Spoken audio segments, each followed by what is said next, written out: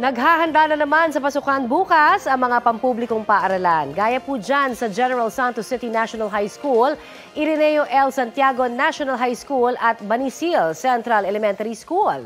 Nag-overtime na ang ilang guro sa paglilinis, pag-aayos at pagpipintura para umabot syempre sa opening ng classes bukas.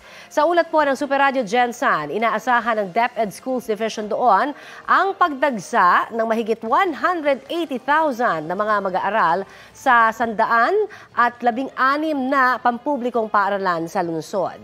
Hinihikayat po ng DepEd ang mga mag-aaral na pumasok sa unang araw ng pasukan, syempre, para makasunod sa leksyon. Mga kapuso, para sa mga maiinit na balita, mag-subscribe sa GMA Integrated News sa YouTube. Sa mga kapuso abroad, subaybayan niyo po kami sa GMA Pinoy TV at sa www.gmanews.tv.